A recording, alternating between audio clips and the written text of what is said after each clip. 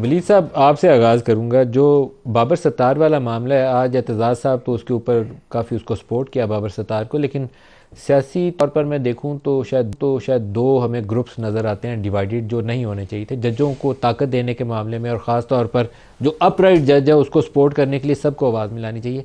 PTI शायद इन 6 जजों के साथ खड़ी है, बाकी लोग इस वक्त साथ नहीं खड़े हैं। इस डिवीज़न की क्या वजह? मैं आपको ज़रूर ये बताऊंगा। मैं थोड़ा सा आखिर में वो जो पिछले सवाल का आखिरी हिस्सा था मैं उसको मुकम्मल नहीं कर सका, और उससे मज़ीद वजाहत आपको होगी कि जिस तरह से शिबली फराज साहब ने कहा ना मुज़ाकरात और इन बातों के हवाले से कि पहले एक माहौल भी क्रिएट किया जाए, कोई इन्वायरमेंट हो। और ये बातें मैं 2-3 बातें सिर्फ छोटी छोटी गिनवाऊँगा कि जी ये पॉलिटिकल प्रिजनर्स जो हैं या ख़वातीन जो हैं कि ये एक केस में बेल होती है तो वो दूसरे में 1-2 किलोमीटर दूर किसी जुर्म में उसको मुलव्वस कर दिया जाता है, वहाँ से बेल होती है तो 6 किलोमीटर दूर वो कलमा चौक में किसी जुर्म में मुलव्वस, उसके बाद वहाँ से बेल होती है तो फिर मियाँ वाली में किसी केस में ले जाया जाता है। अब ये पॉलिसी इनकी है, तो हमने इस पॉलिसी में जो है तब्दीली की बात करनी है। ये और दीगर जो पुरअमन इज्तिमात की इजाज़त नहीं मिलती, MPO का इस्तेमाल जो हो रहा है, ये सारी अलामतें हैं छोटी छोटी कि ये सिस्टम जो है एक्चुअली चल किस तरह रहा है। और फिर ये मिसाल तो बहुत से लोगों ने दी है कि इंटीरियर मिनिस्टर और प्राइम मिनिस्टर, मतलब इंटीरियर मिनिस्टर जो मर्जी बाद में वजाहत देते रहें, ये भी लोग सवाल उठा रहे हैं कि यार ये उनके साथ काम करते हैं या उनके मातहत काम करते हैं। तो इस तरह की ये बातें हैं, तो इसकी वजह से फिलहाल वैसे मोहसिन नकवी साहब ज़्यादा बाख्तियार हैं। ये देखें कुछ काम तो करते नजर आ रहे हैं ना, आपको अपनी मर्जी से शायद कर रहे होंगे, लेकिन शहबाज साहब के ऊपर ये कहना मुश्किल है कि वो अपनी मर्जी से बाख्तियार काम कर रहे हैं। इसीलिए मैंने वो फिक्रा इस्तेमाल किया कि इनके पल्ले है ही क्या। तो इसलिए हम जो है ये सारी बातें मैं आपको एग्जाम्पल्स के तौर पर बताना चाह रहा था कि किस लिए किस वजह से मैं किसी और सियासी जमात के हवाले से तो कोई वजाहत नहीं दे सकता या उनके रवैये को या कंडक्ट को इस मामले में नहीं एक्सप्लेन कर सकता, लेकिन अपना मौक़िफ़ जो है ज़रूर वाज़े कर सकता हूँ। हम जो है ये पुरज़ोर मज़म्मत करते हैं जो बाबर सत्तार साहब के ख़िलाफ़ इस तरह की ये डर्टी कैंपेन या ये गलीज़ किस्म की मुहिम जो है ये चलाई जा रही है। और मैं आपको दाद देता हूँ कि आपने जिस तरह से अपनी तमहीद में उनको अपने ज़ाती जो ताल्लुक़ आपका उनके जज बनने से पहले का था, बतौर एक एंकर के और बतौर एक मेहमान माहिर के वो किस तरह की वो पर्सनालिटी और किस तरह के कैरेक्टर और किस तरह की इंटेग्रिटी के मालिक हैं। और ये हम इसको हुकूमत की दहलीज़ पे रखते हैं क्योंकि ये जो गवर्नमेंट है और जिन अफराद पर ये मुश्तमिल है, ये इनकी जहनीत ही की अक्कासी इसी तरह है कि ये एम्पायरों को साथ मिला के खेलने वाले जो हैं शुरू से, इनको अल्लाह दोनों को गरीक़ रहमत करे, जस्टिस मलिक क़य्यूम को भी और जस्टिस रफ़ीक तारड़ को, मेरे वालिद के कॉलीग थे, लेकिन उनको इस तरह के जजेस चाहिए। ये सारे इन दोनों की हिस्ट्री में और टेलीफोन्स पे क्या बातें होती रहीं, कोयटे में क्या हुआ जब justice Sajjad Ali Shah chief justice of Pakistan थे और आपस में इनकी जो थी वो खिंचाव पैदा हुआ। सर इस मामले में आपकी भी जमात की तारीख कोई साफ़ नहीं है, आपकी जमात को भी फ़ोन कॉल नहीं आती थी कभी धरने के दौरान में, कभी 25 मई के दौरान में, तो माजरत चाहता हूँ। नहीं जी, हमने हमारे बानी चेयरमैन जो हैं उन्होंने अदलिया की आज़ादी के लिए ये पहली बार अपना जो है वो जेल काटा था और उसकी वजह से ही 2008 के इलेक्शन को बॉयकॉट किया था।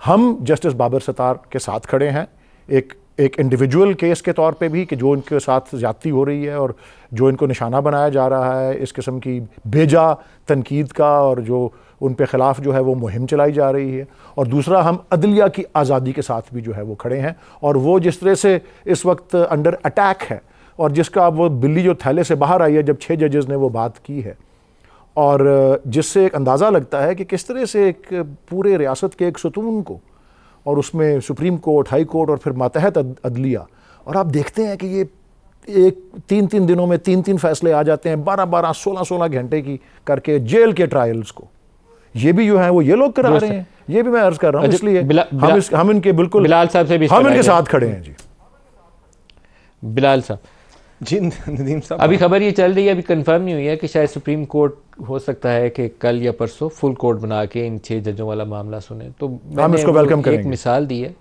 वेलकम करेंगे। वेलकम डिसीजन होना चाहिए, ये वेलकम डेवलपमेंट होनी चाहिए। अगर ग्रीन कार्ड होना पाबंदी है, मेरे ख्याल में नहीं होनी चाहिए किसी जज के पास, जर्नैल के पास, मेरे जैसे टीवी एंकर के पास ड्यूल नेशनलिटी या ग्रीन कार्ड। तो उसके लिए लॉ बना दें। मैं तो खैर गवर्नमेंट से नेशनल एक्सचेकर से पे नहीं मिलती, लेकिन जिनको नेशनल एक्सचेकर से पे मिलती है आप लॉ बनाएं, उस पर पाबंदी लगा दें। अभी तो पाबंदी नहीं है। जी नदीम साहब, देखिए 3 बातें अगर आप इस इशू के ऊपर, सबसे पहले तो जी वाज़े तौर पे मैं कहना चाहूँगा कि बाबर सत्तार साहब एक ऑनरेबल जज हैं हाई कोर्ट के, किसी भी शख्स के ख़िलाफ़ कोई इस तरह की सोशल मीडिया टारगेटेड कैंपेन हो तो उसको सिर्फ मजम्मत नहीं करनी चाहिए, यकीनन हमें इस तरह की चीज़ को रोकना भी चाहिए और जितनी मजम्मत करें हम कम है। जैसे काजी फायजी साहब के खिलाफ, मगर सर मैं उसी पे आना चाहता हूँ। मगर सर मैं आपको एक बात बताऊँ, देखिए मैं with all due respect to Waleed साहब, इस काम में गंदी सोशल मीडिया कैंपेन्स चलाने में पीटीआई का कोई सानी नहीं है। हमारी जमात ने भी इसको फेस किया है, काजी फायसीसा साहब और उनकी फैमिली ने इसको फेस किया है। ये बात आप सोशल मीडिया कैंपेन्स पे ट्रोलिंग की बात कर लें, उसमें भी पीटीआई ने काम किया। काजी फायजीसा साहब को बतौर सिटिंग जज विक्टिमाइज करने में बतौर प्रेसिडेंशियल रेफरेंस के थ्रू और उसके बाद सोशल मीडिया कैंपेन के थ्रू उनकी फैमिली को टारगेट करके जिस तरह अन्य आगे टाउट्स बैठा के उनके खिलाफ प्रेस कॉन्फ्रेंस से करते थे, वो आपके सामने है। तो देखिए जिस तरह आपने कहा, इनका इस मामले में कोई साफ पास्ट नहीं है और ये कोई जज ज़ेबा वाली जमात है।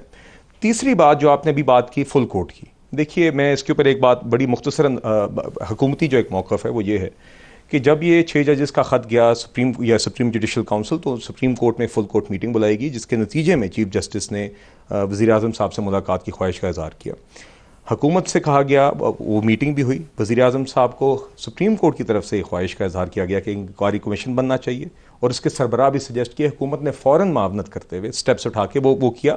जब वो बात सुप्रीम कोर्ट ने बाद में अपना ही फैसला बदल के जब सुओ मोटो की तरफ गई तो हुकूमत ने वहाँ पे भी पेश होकर यही कहा कि हम यहाँ पे भी मुकम्मल मावनत आपको फराम करेंगे। फुल कोर्ट बनता है आगे अगले दिनों में, बिल्कुल हम समझते हैं जी आगे वो फुल कोर्ट की प्रोसीडिंग हो, उसके अंदर जो भी मावनत कोर्ट को उस मामले को उस सेंसिटिविटी के साथ और संजीदगी के साथ एड्रेस करने के लिए जो भी मावनत हुकूमत से ज़रूरत या दरकार होगी वो हुकूमत फराम करेगी। जी शर्जील मेमन साहब, ये जजों वाली तारीख सबसे ज़्यादा शायद जिस जमात ने भुगता होगा वो पीपल्स पार्टी है। जुल्फ़िकार अली भुट्टो की सज़ा कैसे हुई, 50 साल बाद सुप्रीम कोर्ट को बताना पड़ा कि हाँ हमसे गलती हो गई थी।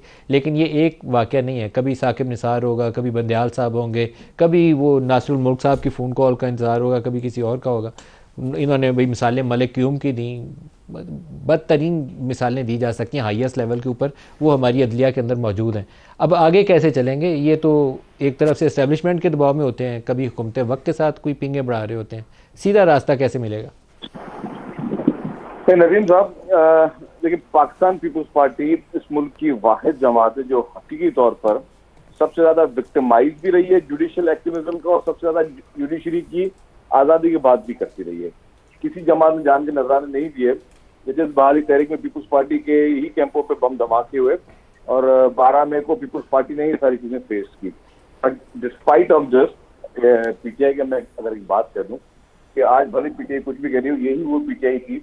वो सारी चीजें रिपीट है, मैं नहीं कहना चाह रहा जो गुफ्तगू में प्रोग्राम में हो चुकी हैं। ये वही पीटीआई थी जिन्होंने काजी फारिसा साहब को जिस तरीके से ट्रोलिंग की, या जस्टिस वकार सत्ती साहब ने एक डिसीजन लिया था। जस्टिस वकार सेठ पेशावर हाई कोर्ट के जो जज थे, उनके खिलाफ इनके वजीरों ने प्रेस कॉन्फ्रेंस की थी। नहीं, ना सिर्फ प्रेस कॉन्फ्रेंस की नहीं, आप प्रेस कॉन्फ्रेंस बहुत छोटी चीज है। मैं इनके वफाकी वजीर, बड़े बड़े पीटीआई के वफाकी वजीर, उस वक्त सिटिंग वफाकी वजीरों की जो लैंग्वेज अगर आप सुनते और जो सोशल मीडिया पे जिस तरीके से, मैं कहता हूँ कि दुनिया की तारीख में शायद इस तरह की ट्रोलिंग किसी पे ना की हो, यही पीटीआई थी ना, यही पीटीआई जो आपके शो में बैठे हुए हैं या इनके जो लीडरान थे ये वही थे ना, और प्राइम मिनिस्टर थे ना। फवाद चौधरी साहब और फरोग नसीम ने दोनों ने प्रेस कॉन्फ्रेंस की थी और उनका ज़हनी तवाज़ुन क्वेश्चन कर दिया था। अल्लाह उनके दर्जात बुलंद करे, अब दुनिया में नहीं है। तो जस्टिस वकार सेठ पेशावर हाई कोर्ट के जज थे। ये वही पीटीआई है, ये वही लोग हैं जो कि मुश्किल वक्त में जो है इन्होंने उस वक्त लोगों को क्या किया, और आज जब सिर्फ अपनी सिंपैथी गेन करने के लिए ये चाह रहे हैं कि हम किसी की शायद थोड़ी बहुत वो कर लें, सपोर्ट कर लें, शायद हमें कोई रिलीफ मिल जाए। This is their mentality. लेकिन जो जुडिशरी में पीपल्स पार्टी ज्यादा किसने भुगता होगा?